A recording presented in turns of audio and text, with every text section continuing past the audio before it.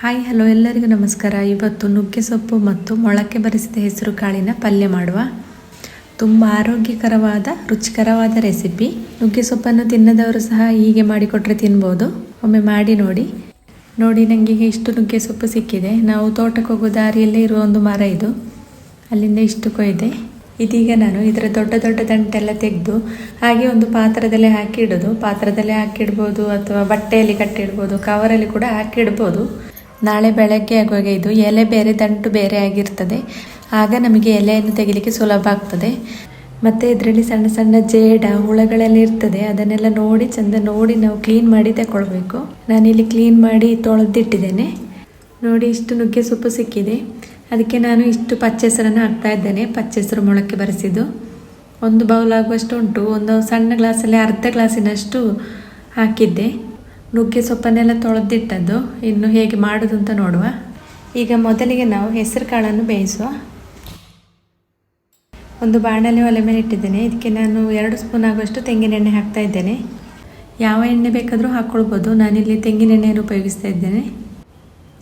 ಎಣ್ಣೆ ಬಿಸಿ ಆಗುವಾಗ ಸಾಸಿವೆ ಎಲ್ಲ ಚಿಟಪಟಿ ಆದಮೇಲೆ ಅರ್ಧ ಟೀ ಸ್ಪೂನ್ ಜೀರಿಗೆ ಹಾಕ್ತಾ ಇದ್ದೇನೆ. ಮತ್ತು 1 ಟೀ ಸ್ಪೂನ್ ಆಗುವಷ್ಟು ಬೆಳ್ಳುಳ್ಳಿ, ಕಟ್ ಮಾಡಿಟ್ಟ ಬೆಳ್ಳುಳ್ಳಿ ಸ್ವಲ್ಪ ಕೆಂಪಾದ ಮೇಲೆ ನೀರುಳ್ಳಿ ಹಾಕ್ತಾ ಇದ್ದೇನೆ.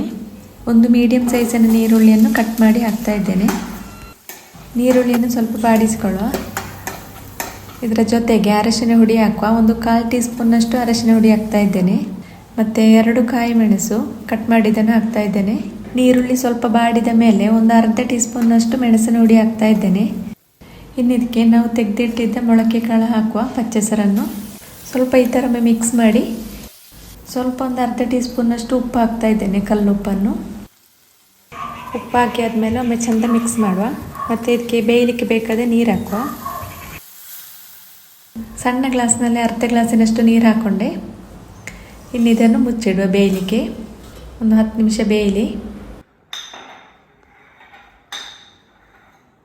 ಇದೀಗ ಒಂದು 10 ನಿಮಿಷ ಎಲ್ಲ ಆಗಿದೆ. ಇದರ ನೀರೆಲ್ಲ ಆರಿದೆ ನೋಡಿ. ಪಚ್ಚೆಸರು ಬೇಯ್ತಾ ಬಂದಿದೆ. ನುಗ್ಗೆ ಸೊಪ್ಪನ್ನು ತೊಳೆದಲ್ಲೇ ಇಟ್ಟದ್ದು. ಹಿಂಗೆ ಇದಕ್ಕೆ ಹಾಕಿ ಚೆಂದೊಮ್ಮೆ ಮಿಕ್ಸ್ ಮಾಡುವ. ಇನ್ನು ಇದಕ್ಕೆ ಜಾಸ್ತಿ ನೀರು ಹಾಕೋದೇನು ಬೇಡ. ಇದರಲ್ಲಿ ಇದ್ದ ನೀರಲ್ಲಿ ಅದು ಬೇಯ್ತದೆ. ನುಗ್ಗೆ ಸೊಪ್ಪು ಮತ್ತು ಜಾಸ್ತಿ ಬೇಯಲಿಕ್ಕಿಲ್ಲಲ್ಲ, ಬೇಗ ಬೇಯ್ತದೆ. ನುಗ್ಗೆ ಸೊಪ್ಪನ್ನು ಹಾಕಿ ಸ್ವಲ್ಪ ಮಿಕ್ಸ್ ಮಾಡಿ ಮುಚ್ಚಿಡುವ. ನೋಡಿ ಈಗ ಬೇಯ್ತಾ ಉಂಟು. ಈಗ ನಾವು ಸ್ವಲ್ಪ ಇದಕ್ಕೆ ಕಾಯಿ ತುರಿ ಹಾಕುವ. ಕಾಯಿ ತುರಿಯನ್ನು ಹಾಕಿ ಮುಚ್ಚಿಡುವ. ಸ್ವಲ್ಪ ನೀರು ಆರ್ಲಿಕ್ಕೆ ಉಂಟು. ಅದು ಆರುವಾಗ ಕಾಯಿ ತುರಿ ಎಲ್ಲ ಬೆಂದಿರ್ತದೆ. ನೋಡಿ ಈಗ ರೆಡಿ ಆಗಿದೆ. ಒಳ್ಳೆ ಘಮ ಪರಿಮಳ ಬರ್ತಾ ಉಂಟು. ಪಚ್ಚೆಸರು ನುಗ್ಗೆ ಸೊಪ್ಪಿಂದೆಲ್ಲ ಒಮ್ಮೆ ಚೆಂದ ಮಿಕ್ಸ್ ಮಾಡುವ. ನೋಡಿ ತುಂಬ ರುಚಿಕರವಾದ ಆರೋಗ್ಯಕರವಾದ ರೆಸಿಪಿ. ಒಮ್ಮೆ ಟ್ರೈ ಮಾಡಿ ನೋಡಿ. ವಿಡಿಯೋ ಇಷ್ಟ ಆದರೆ ಒಂದು ಲೈಕ್ ಕೊಡಿ. ಹಾಗೆ ಚಾನಲನ್ನು ಸಬ್ಸ್ಕ್ರೈಬ್ ಮಾಡಿ. ಮುಂದಿನ ವಿಡಿಯೋದಲ್ಲಿ ಮತ್ತೆ ಸಿಗುವ. ಬಾಯ್.